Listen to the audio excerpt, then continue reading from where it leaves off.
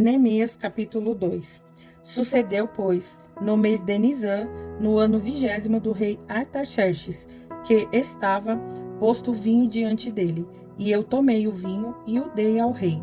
Porém, nunca antes estivera triste diante dele. E o rei me disse: Por que está triste o teu rosto? Pois não estás doente. Não é isso, senão tristeza de coração. Então temi muito em grande maneira, e disse ao rei: Viva o rei para sempre! Como não estaria triste o meu rosto, estando a cidade, o lugar dos sepulcros de meus pais, assolada, e tendo sido consumidas as suas portas a fogo? E o rei me disse: Que me pedes agora? Então orei ao Deus dos céus, e disse ao rei: Se é do agrado do rei, e se o teu servo é aceito em tua presença, peço-te que me envies a Judá, a cidade dos sepulcros de meus pais, para que eu a edifique.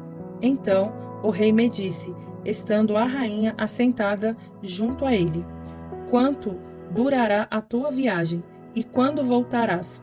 E aprouve ao rei enviar-me, apontando-lhe eu um certo tempo.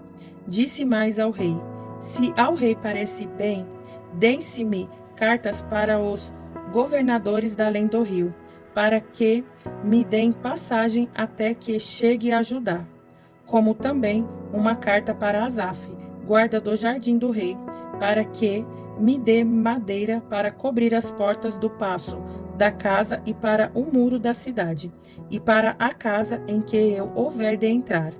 E o rei mas deu, segundo a boa mão de Deus sobre mim. Então vim aos governadores da além do rio, e dei-lhes as cartas do rei.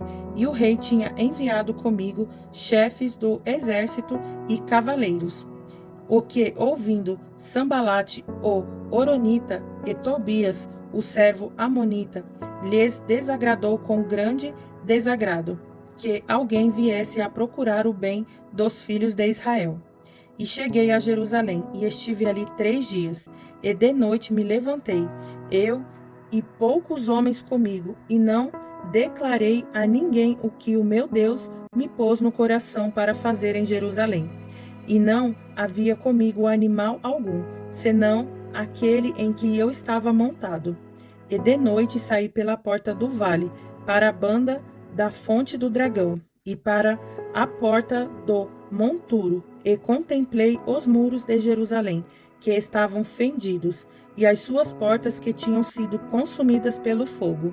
E passei à porta da fonte, e ao viveiro do rei, e não havia lugar por onde pudesse passar a cavalgadura que estava debaixo de mim.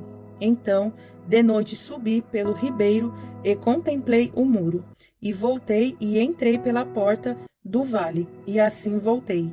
E não souberam os magistrados aonde eu fui, nem o que fazia, porque ainda até então nem os judeus, nem os nobres, nem aos magistrados, nem aos mais que faziam a obra tinham declarado coisa alguma.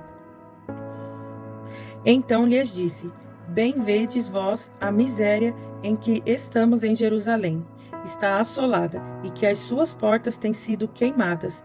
Vinde, pois, e reedifiquemos o muro de Jerusalém, e não estejamos mais em opróbrio. Então lhes declarei como a mão do meu Deus me fora favorável, como também as palavras do rei, que ele me tinha dito. Então disseram: Levantemo-nos e edifiquemo-nos. E esforçaram as suas mãos para o bem. O que, ouvindo Sambalate, o Horonita, e Tobias, o servo amonita, e Gesem, o arábio, zombaram de nós e desprezaram-nos, e disseram: Que é isso que fazeis? Quereis rebelar-vos contra o rei?